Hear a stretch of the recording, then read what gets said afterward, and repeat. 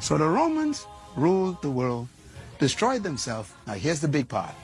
The Roman Empire did not fall by invasion. It fell by disintegration. Disintegration means it fell apart, like a piece of cake that just broke up in little pieces. That's how the Roman Empire fell apart. Well, you just broke up. And what happened was everybody scrambled for power. And the result was many little kingdoms. Instead of one kingdom, many little kingdoms. Let me give you some of their names. Spanian, Franco, Belgier. This is Roman kingdom. Anglo, Roman kingdom. Portugal, Roman kingdom. We know these kingdoms in English. Franco, France. Belgier, Belgium. Porco, Portugal. Anglo, Spanian. They're all kingdoms. They are all Romans. They are all Romans. So their psyche, their mentality, ingrained. We were chosen by the gods to rule anybody who don't have our traits. They were chosen by the gods to be our servants and our slaves.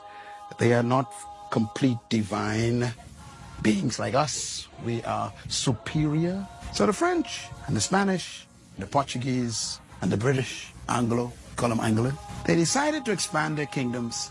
So they came to Africa, the Caribbean, and we call it colonization. Colonization is the expansion of Greek leadership philosophy. So going to Africa and bringing slaves over as merchandise was easy. Why? Big nose, big lip, dark skin, busy head, black eyes. I found 1 million servants, they say. So they come to the West, they establish their plantations, whether it is Carolina or Florida or Louisiana or the Bahamas or Jamaica or Barbados or St. Kitts or St. Thomas or St. Lucia or Guyana or Mexico. They had their plantations and they couldn't use the people they met here because they killed them out with disease. And so they went and found some divine slaves chosen by the gods to work the ground. And they brought them over on ships. And the first ones to bring them was the Portuguese. The Portuguese told the British, we found some people to work the farms. And the British said, where you got them from? They follow us. And they went to the west coast of Africa. And then the French found out. The French said, oh, let's go get some too. And then the Spanish says, oh, let's get some too. And everybody started dashing for divine slaves. Remember, divine means you were chosen by the gods. It's not racism. It's leadership philosophy. That is in the psyche of the system. Oh, I am here. You are here. Some of you of my pigmentation and millions of us here in the region because of a leadership philosophy. That's how important leadership is. If the blind lead the blind. We were being led.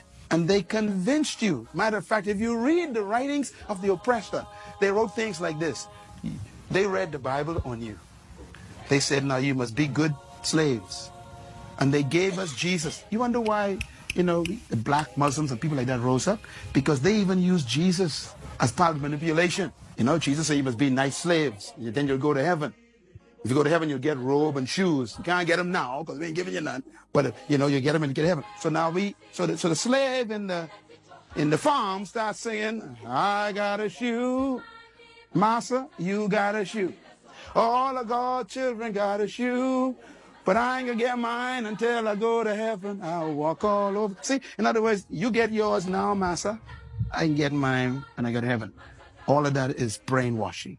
Those songs that we used to glory and call Negro spiritual, you need to read the words of those songs. They are strong songs of conversion for your mind to make sure you never rise above. I used to sing them, so don't look at me funny. I was born in a little town called Baintown. That was a village of slaves. I'm trying to show you where leadership problems come from. So for 394 years, they ruled these islands, and they made all of us believe you were born to clean my house. You were created to plant my corn. You were sent by God to wash my clothes and cook for my children.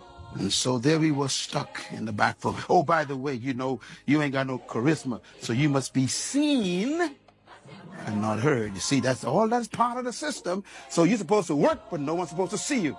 And so the little slave walk around the house cooking, and they ain't supposed to be around when master got friends. See, the whole thing, psychological. That's why some of y'all are timid. You're so timid today, and you think you're cool. Timidity was taught. That is why when a man of my pigmentation speaks up, it makes them nervous, because you ain't behaving.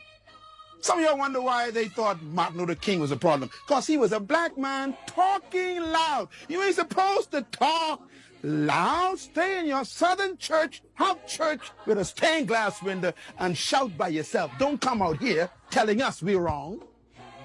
That was the problem. It was a leadership problem. To tell Miss Rosa Parks that she's in the wrong seat was very natural for them. You don't understand. You say, there ain't no prejudice. This is the conditioning of the culture. You ain't supposed to sit here. Yeah, but I'm a human. You ain't no complete human. See? The gods told us where you're supposed to sit. In the back, they say. Divine assignment. I'm saying this for a reason. That is still here in the Bahamas. Yes. No matter how much school you go to, no matter how many degrees you get, no matter how much you think you know, when you come back, they tell you, you're just a smart slave. It's a leadership mentality. So now you know why Miles Monroe is angry. You see why I hate oppression? Because I got the truth. I love it. I love everybody. I like everybody, you know. I like everybody. Don't you ever imagine you're better than me.